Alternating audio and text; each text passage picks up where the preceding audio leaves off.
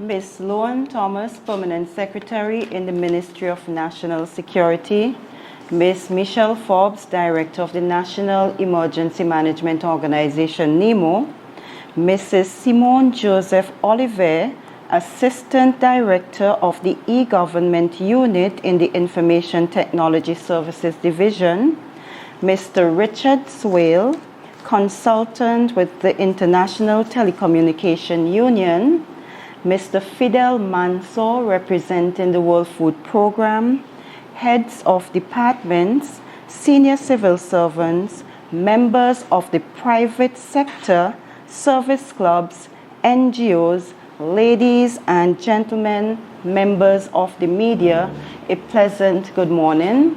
And I want to welcome you to this short session for opening session for the consultation to develop a national emergency telecommunication plan for St. Vincent and the Grenadines. So this consultation to develop the national telecommunication plan for St. Vincent and the Grenadines is a collaborative initiative between the Information Technology Services Division, the National Emergency Management Organization, NEMO, and the International Telecommunication Union. And it is very important because it is also linked to the digital transformation initiative that the government is spearheading across the various ministries and departments.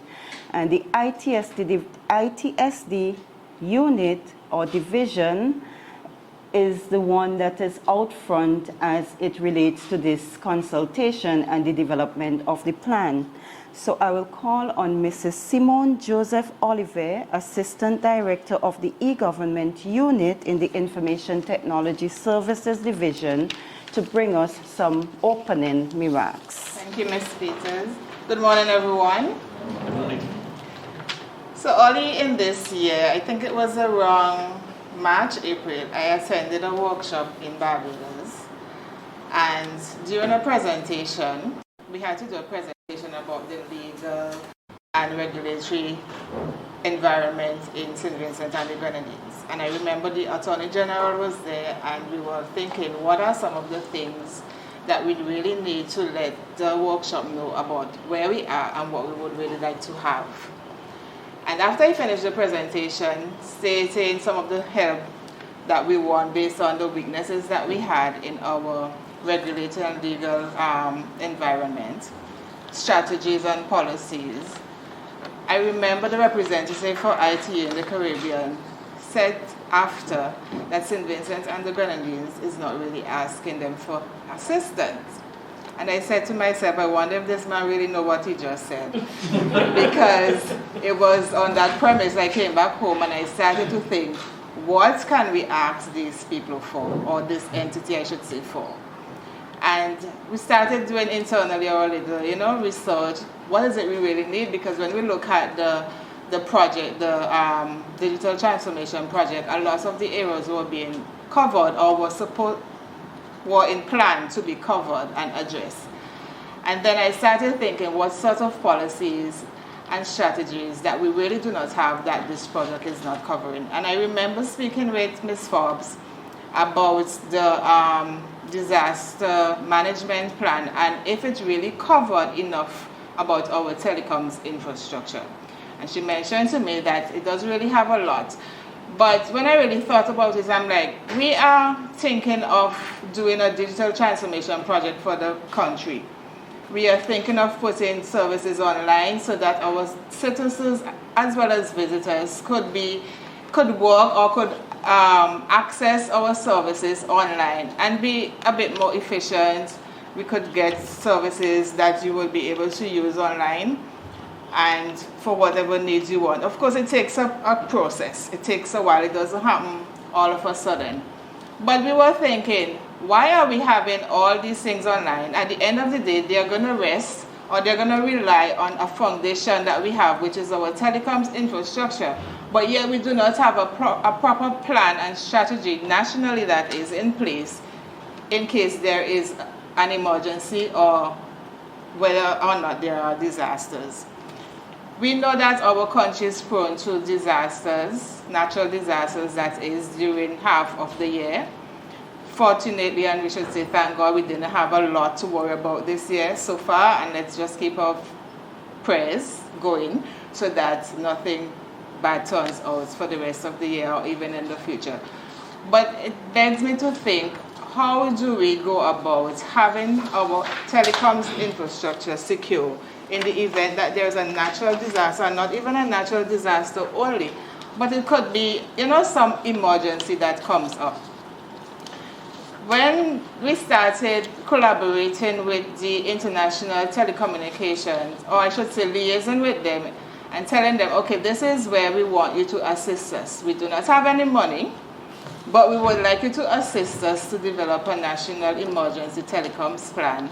Some of the other OECS countries had already started, some were finished, and some were in the process. So we were like, we need to get our telecoms plan in place as well, because this is something that our services, we are going to promote digital transformation so much, but we also need to take care, as we would say, our back end. What the people may not see, we need to secure it just in case something happens. Initially, the consultation was, well, of course, they agreed to pay for the costs and everything, but initially the consultation was supposed to be a virtual consultation, which means we would have asked you to come, but virtually. But I'm so happy that Ms. Forbes insisted that we should have a national physical consultation, because it is better when we have feedback from, you could see the persons who you're talking to, not just virtually, but sometimes the physical interaction could be better. And I'm really happy that she insisted. We had to ask the ITU to find monies again to bring the consultant on the ground. And I'm really happy with the turnout that we have, even though it was a little late in terms of the correspondence being sent, so I apologize for that. But we are happy that you have responded positively, and we are really looking forward to a productive day where you feel free to share your opinion, feel free to give your comments and your recommendations, so we can have a very open and frank discussion, because at the end of the day, we want to develop a plan that is going to benefit us in all the sectors, and more so in our country. So with this, I'd just like to thank you for coming out, and also thank the ITU for funding this initiative, and thank you, Richard, for coming on the ground to have this consultancy. So we look forward to your participation today, and hope that when you leave here today, you would say it's a good thing that we were here talking about this, because it is really, really, really needed. So thank you, everyone, and let's have a fruitful discussion. Thank you, Mrs. Simone Joseph Oliver.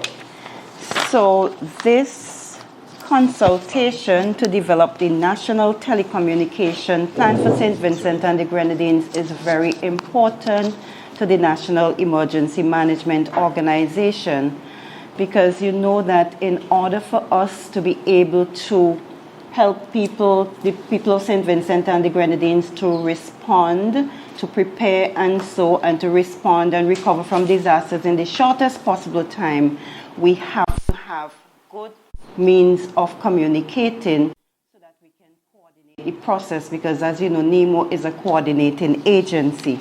So I'll now call on Ms. Michelle Forbes, Director of NEMO, to bring you some remarks. Ms. Forbes, over to you.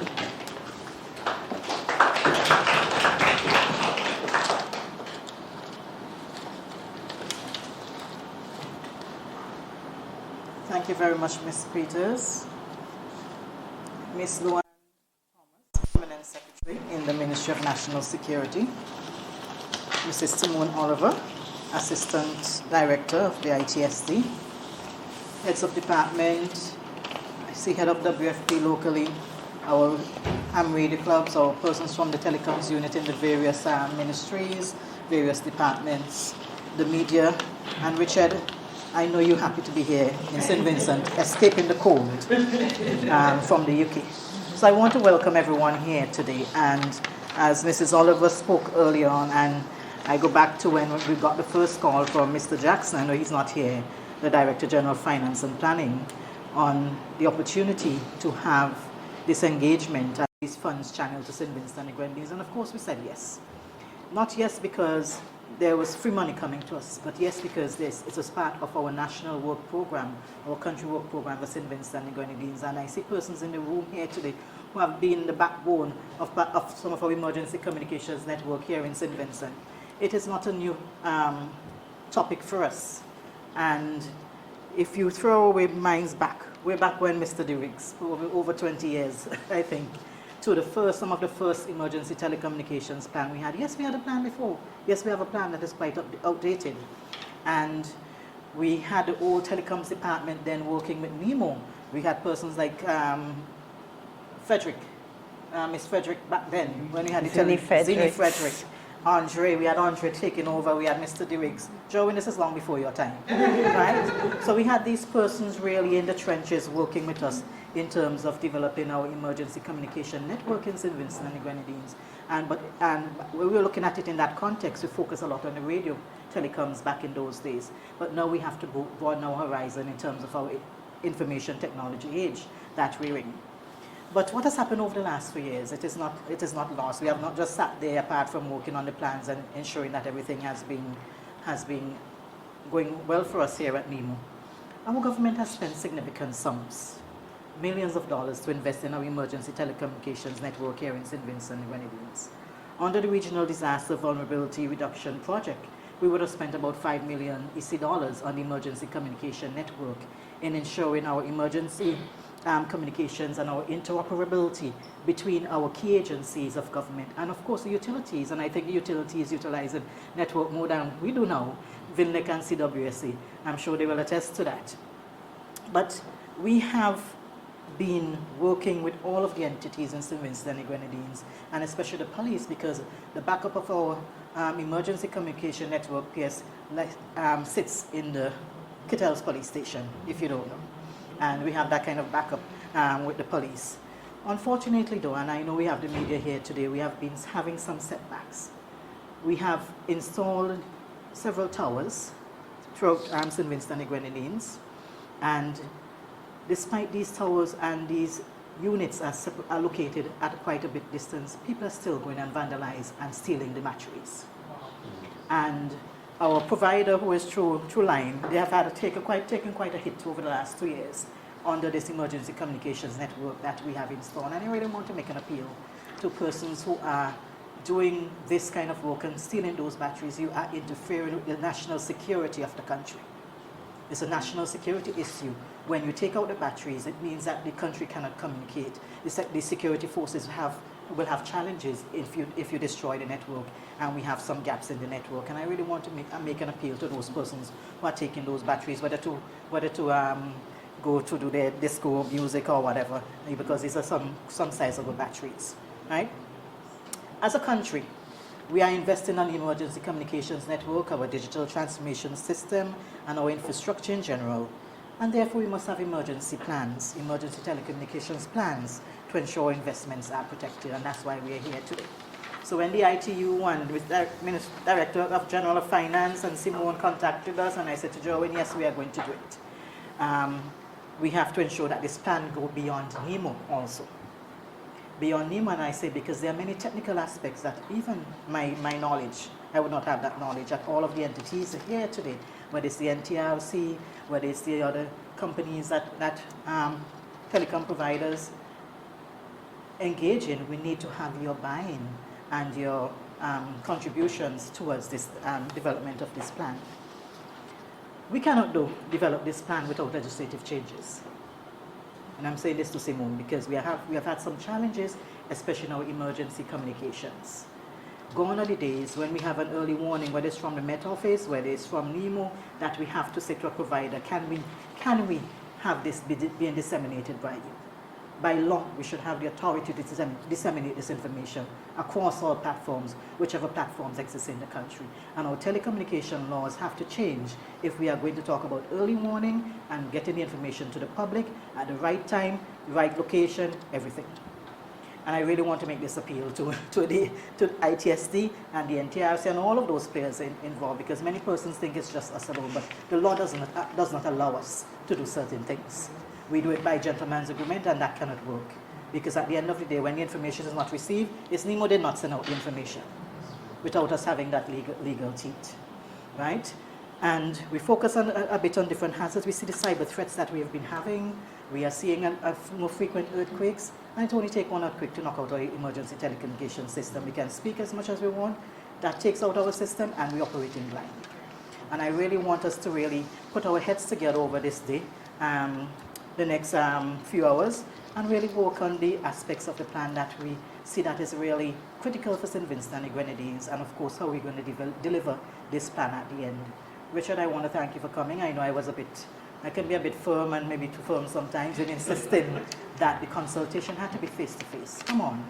And at the end of the day, I'm sure you will agree with me. You cannot have this type of consultation virtually when you need to engage the persons on the ground to see what is happening. And our St. Vincent is unique. It's St. Vincent and the Grenadines. And I remember December 2020, Cameron and Price here, when the system and the rigs was not quite up. I think we were about 70% drawing when we had that system up and running. And Cameron and Price went up to the volcano when we got that information that we had some steam. And it was the first time we were actually testing the network, and they were able to reach us from the top of the volcano. Never mind Price ran off the volcano when he saw the dome. But we were able to reach, they were able to reach us, and that really showed us the power of the system that we have here in St. Vincent and the Grenadines. We have to upkeep it, we have to maintain it, and we have to have the laws and the regulations and the plans to ensure our system is robust, that can serve St. Vincent and the Grenadines given all the investments that we are making. So I want to thank you for coming here today, and to ensure that you have a good and meaningful engagement with Richard, and thank you all again. Thank you very much.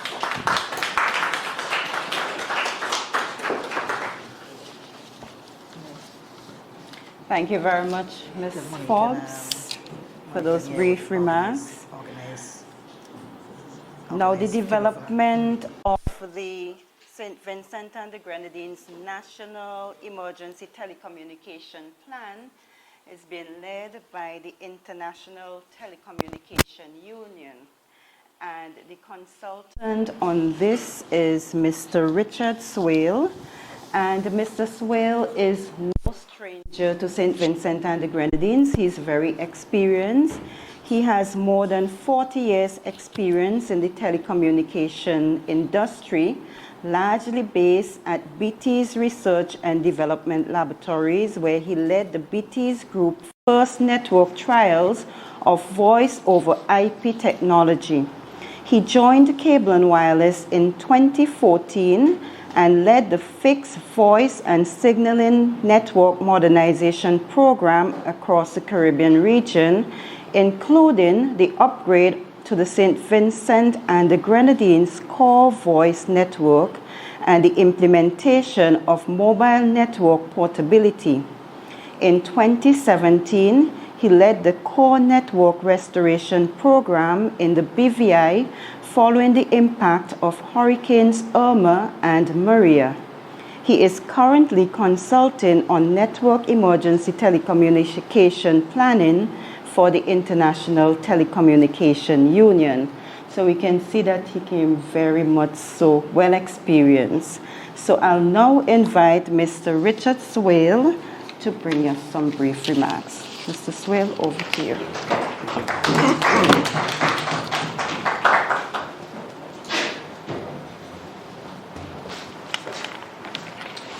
Thank you very much for welcoming me to St. Vincent. As you've heard, I've actually been here on a number of occasions in the past, and it's a pleasure to be here with you today. We're focusing on the development of a national emergency telecommunications plan for St. Vincent and the Grenadines, and the ITU has a strategy or framework for the development of these plans that try to make sure that they encompass all kinds of hazards, all stakeholders, all community groups, to make sure that the telecommunications infrastructure is not only fit for purpose in reacting to disasters, but also is able to support disaster recovery, and response activities, as well as being sufficiently resilient during those events. So that's really what we're here to discuss, and I really do appreciate the large number of people who've invested their time to come along today. Hopefully we'll make this an interactive session so we can capture as much of certainly the headline areas as is possible. But it's important to recognise that a network emergency telecommunications plan is very much a living document. It needs to evolve and respond to both the environmental and economic factors, threats and hazards, etc.